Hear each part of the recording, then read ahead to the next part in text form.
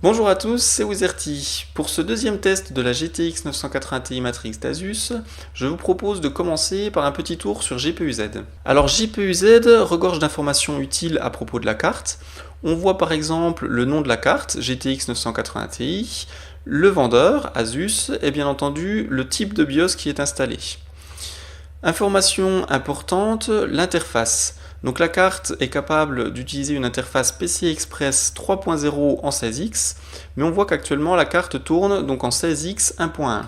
Alors pas d'inquiétude, il s'agit uniquement d'un mode d'économie d'énergie qui s'active lorsque la carte est au repos.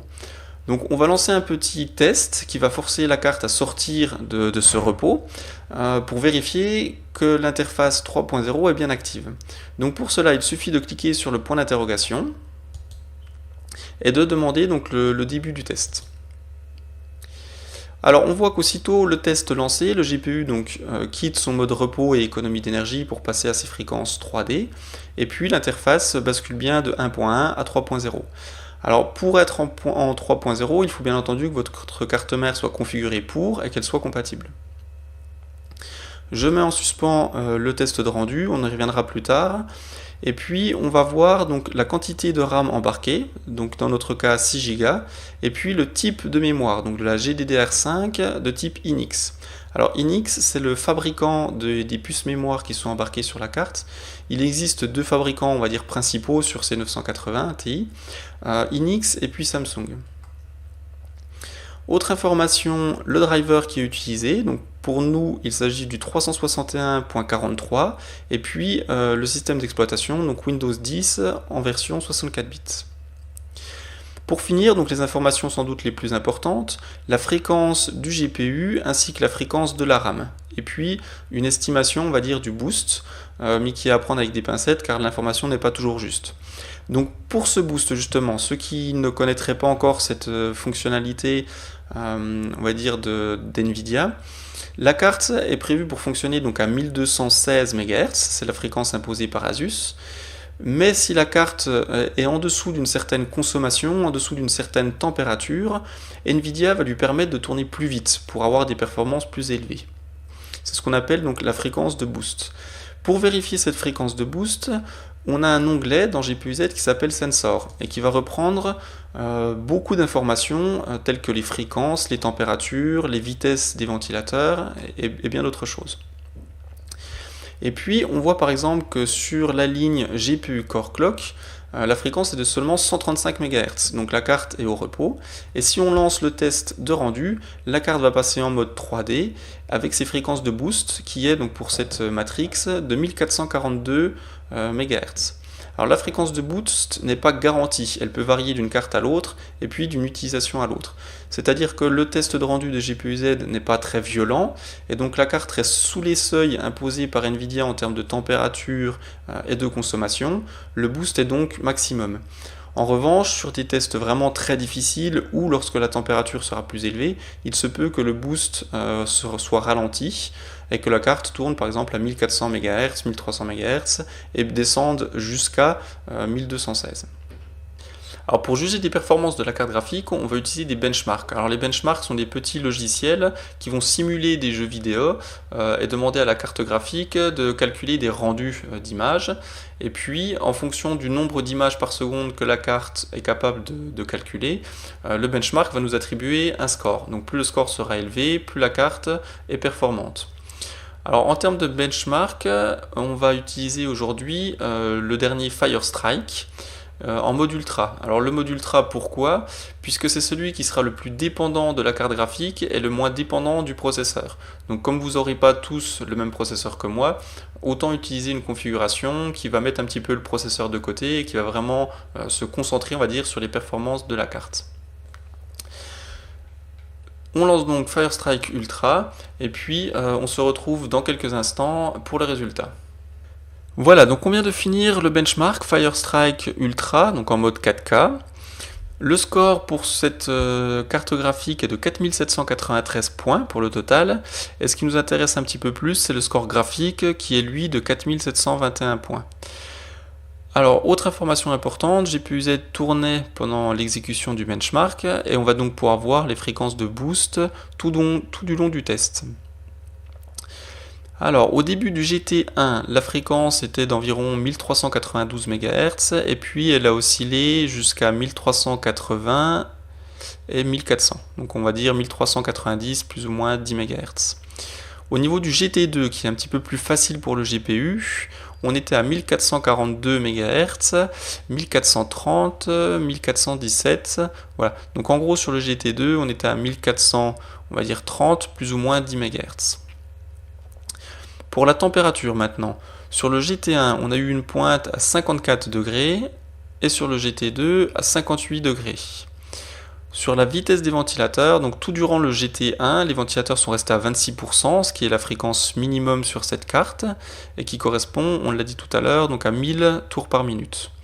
À la fin du GT2, la température augmentant un petit peu, les ventilateurs se sont accélérés et puis ont atteint 38% de leur vitesse maximum, ce qui correspond à 1100 tours par minute. Alors 1100 tours par minute, c'est relativement silencieux, on n'a toujours pas de soucis à se faire.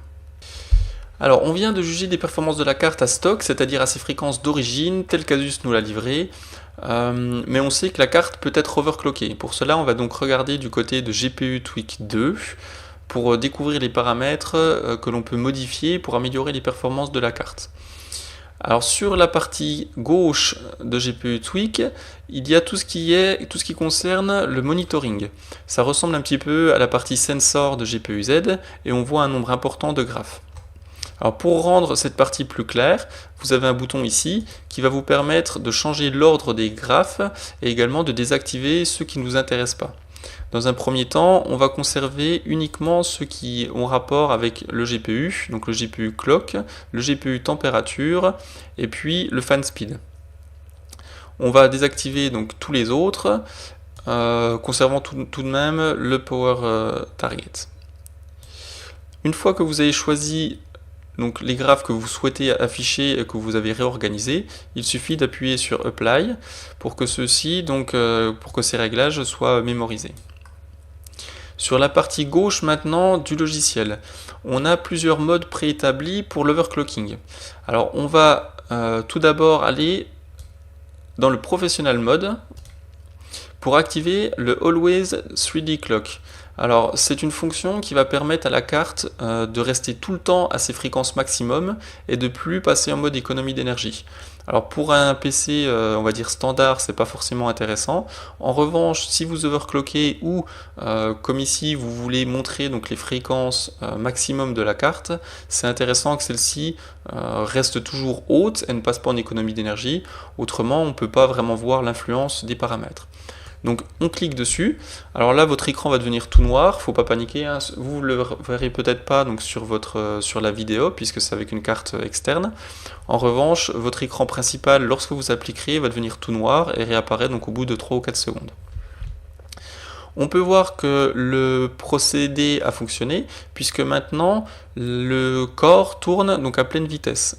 Il était à 135 MHz et donc maintenant il est à 1467. On repasse sur le mode simple pour le moment et puis on va activer l'OC mode. Donc en activant l'OC mode, on voit que la fréquence est de 1443 et puis ici on voit un petit pictogramme qui nous indique que ce mode favorise les performances au détriment de la température et du silence. Juste à côté, le gaming mode va lui être un bon compromis donc entre température, silence et performance, et on voit que ce mode fait passer la fréquence du corps à 1417 MHz. Et enfin, dernier mode préétabli par Asus, le silence mode, qui favorise donc le silence au détriment des performances et de la température. Et donc sur ce mode, les fréquences tombent à 1391 MHz. Alors, si jamais les paramètres proposés par Asus ne vous satisfaisaient pas, il est possible de les modifier indépendamment les uns des autres par l'intermédiaire du Professional Mode. Dans ce mode, beaucoup de réglages sont disponibles et je vous conseille de désactiver tous ceux que vous ne voulez pas modifier pour vous faire gagner du temps et pour éviter de faire des boulettes. Donc pour supprimer un paramètre, il suffit de le décocher et de réorganiser les autres. Une fois que c'est fait, vous cliquez sur sauvegarder et vous revenez donc à la page principale. Alors on va voir par exemple qu'au niveau de la fréquence du GPU, on est bloqué à plus de 263 MHz.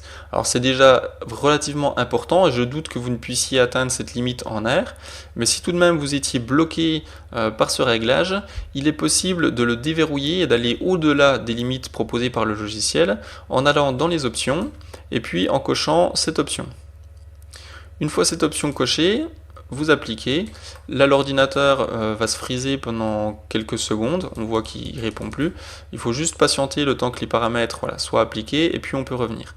Et une fois cette option cochée, on voit qu'on peut aller jusqu'à plus 1317 MHz au GPU, autant dire que là même sous azote liquide, vous n'y parviendrez jamais. Alors, en termes de bridage toujours, on a les paramètres de voltage. Et on voit que même avec cette option cochée, on ne peut pas aller à plus de 50 mV, plus 50 mV, ce qui est relativement sûr pour la carte. Vous ne risquez pas du tout de l'endommager en mettant plus 50 mV, mais c'est un bridage qui provient d'NVIDIA. Donc là, pour pouvoir passer outre ces plus 50 mV, la seule solution, c'est de basculer sur le BIOS LN2 et de souder les deux petits pads en cuivre pour déverrouiller la carte. Donc ça annulera votre garantie, par contre vous pourrez mettre des voltages vraiment très hauts de l'ordre de 1,6, 1,7 voire 1,8 volts. Autre bridage qui a son importance, le Power Target. Si vous restez sur le BIOS classique ou que vous ne soudez pas les pads LN2, vous ne pouvez pas monter au-dessus de 110%. Alors pourquoi le Power Target est important? C'est lui qui va dire à la carte si elle peut utiliser son boost maximum ou si elle doit baisser ses fréquences. C'est-à-dire qu'avec un Power Target haut, type 110% voire plus, la carte sera en boost maximum plus souvent et donc les performances seront plus importantes. Une fois le mode LN2 et les pads soudés, le Power Target peut aller jusqu'à plus de 200%. Enfin, le dernier paramètre qu'il est important de pouvoir modifier, c'est la vitesse des ventilateurs. Donc 3 modes sont disponibles, le mode automatique qui va faire varier la vitesse des ventilateurs en fonction de la température, le mode manuel qui va fixer les ventilateurs à une fréquence fixe, que la carte soit utilisée ou pas, les ventilateurs resteront à cette vitesse, et enfin le mode défini par l'utilisateur qui va vous permettre de faire des petites courbes pour demander à la carte de démarrer, au ventilateur de la carte de démarrer seulement à partir d'une température, et puis vous pouvez régler des seuils de vitesse en fonction de la température. Pour en finir avec ce logiciel, grosse innovation d'Asus, la possibilité d'inscrire les paramètres d'overclocking directement dans le BIOS de la carte, ou plus précisément dans une puce iROG, qui va se charger de réappliquer les paramètres à chaque démarrage de la carte. Donc avant, lorsqu'on overclockait, il fallait à chaque démarrage de Windows aller réappliquer nos paramètres manuellement, ce qui était assez ennuyeux. Ensuite, on a eu la possibilité de demander au logiciel de se lancer automatiquement et d'appliquer les paramètres tout seul. Et donc là, c'est l'étape suivante. Donc on va pouvoir enregistrer nos paramètres dans une puce qui est physique sur la carte, et c'est elle qui fera automatiquement le chargement de ces paramètres dans le BIOS de la carte. Alors l'avantage, c'est qu'une fois que vous avez donc burn vos paramètres dans le BIOS, vous n'avez même plus besoin du logiciel, vous pouvez le supprimer si vous avez envie. La carte utilisera toujours les paramètres que vous lui avez imposés. Pour utiliser cette fonction, il faut préalablement créer un profil. Donc là, je vais faire un profil bidon juste pour vous expliquer comment ça fonctionne. Donc on overclock, on modifie un petit peu tout.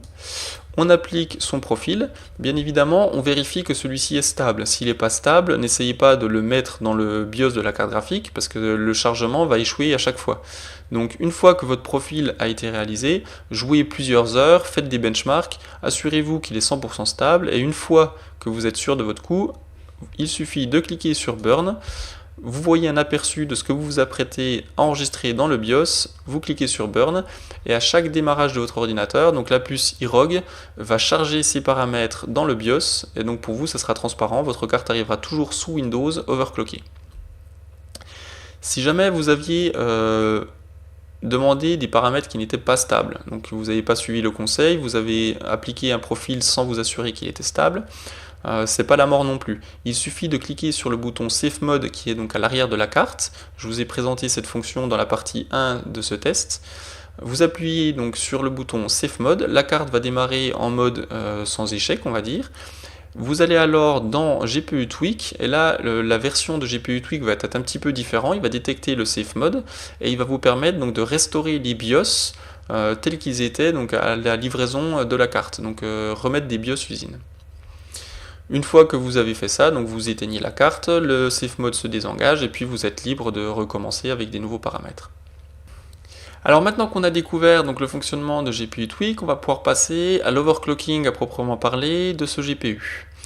Pour cela, je vais lancer Unigine Even en mode fenêtré. Alors pourquoi ce logiciel plus qu'un autre? Parce qu'il est relativement long, et donc il va nous permettre de pouvoir prendre notre temps pour trouver les paramètres idéaux, et puis il est assez rude pour le GPU et la mémoire, et va donc nous permettre de trouver une pseudo-stabilité. Il est plus intense que Firestrike, donc si on trouve des paramètres stables sur Unigine, ils seront stables sur Firestrike. Donc je le lance en mode fenêtré, et puis je vais aller dans le mode professionnel mode, je vais commencer donc à augmenter les fréquences par petits paliers. Alors au début, je me doute que la carte a une certaine marge d'overclocking, donc je vais mettre plus 30 d'un coup, et puis au fur et à mesure où j'approche de la limite supposée de la carte, je vais y aller plus doucement. J'augmente également le power target pour essayer de stabiliser le boost. Donc on voit qu'à 1473 MHz, le logiciel tourne toujours, donc le benchmark tourne toujours. On va donc mettre plus 20 MHz de plus, ce qui donne plus 50 par rapport aux fréquences d'origine. Donc là on est juste en dessous des 1500, 1493, et c'est toujours stable. Alors le gain sera plus bas parce que la matrix est vraiment déjà overclockée de manière très importante d'usine, et donc le gain potentiel est plus faible qu'une carte qui ne serait pas du tout overclockée d'usine. Mais voilà, on est déjà quasiment à 1500 MHz au corps. On met 10 MHz de plus, donc on a passé la barrière des 1500, et puis on ne va pas trop vite pour laisser à la carte, on va dire 10-15 secondes entre chaque step, pour essayer de voir à quel moment elle va planter. On passe à plus 70, donc toujours pas de plantage en vue, plus 80, voilà, donc plus 80, ça semble être la limite sur ce test avec ce voltage. Donc là, on avait toujours les ventilateurs en automatique, donc la carte qui chauffe, on va dire un peu plus, puisque les ventilateurs sont pas très rapides, et puis le voltage d'origine, donc on peut espérer avoir une marge plus importante en touchant au voltage. Sur certaines 980 Ti, augmenter le voltage est pénalisant, et donc on va pouvoir overclocker moins. Sur d'autres, cela va aider, et sur d'autres encore, il faut même le baisser. Donc si vous voulez vraiment trouver les performances max de votre carte, jouez avec le voltage en plus, en moins, pour voir comment réagit votre GPU. Alors on prend les mêmes et on recommence, mais ce coup-ci on va s'intéresser à la RAM. Donc on repasse dans le professional mode, on remet le power target à fond, et puis on va commencer à modifier la fréquence de la RAM. Alors où est-ce que la fréquence de la RAM est? J'avais dû la désactiver. Alors memory clock.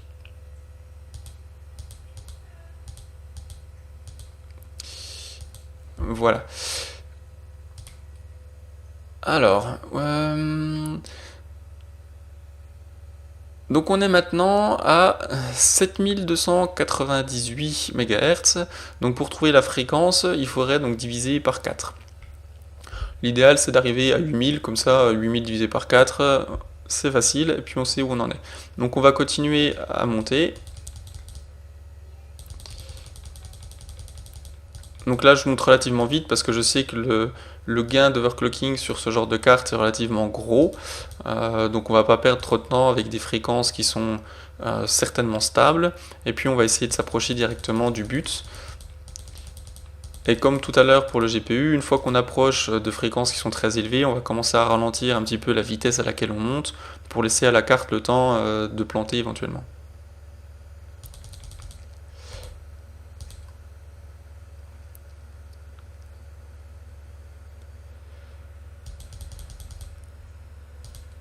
Alors on approche tout doucement des 8000, donc 8000 ça représenterait donc 2000 MHz à la RAM.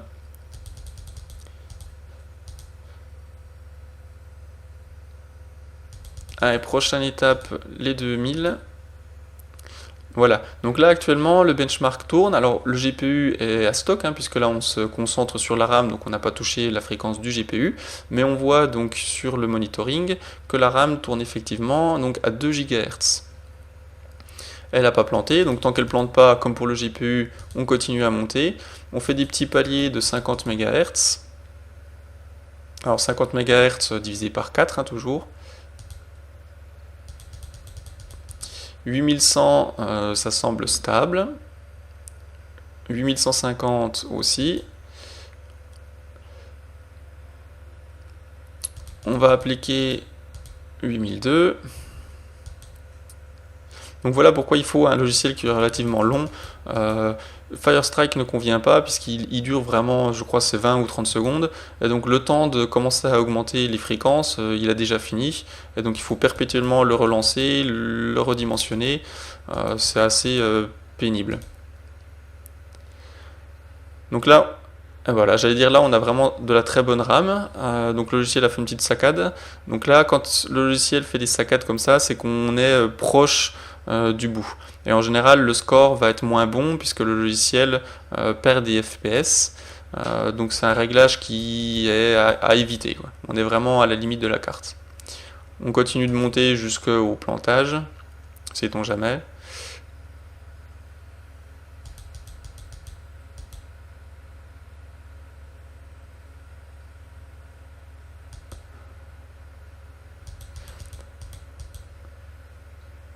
Bon, là, on commence à atteindre des fréquences donc, qui sont vraiment très intéressantes et qui sont presque surprenantes pour de la mémoire Inix. Donc c'est une carte qui est vraiment très douée en overclocking.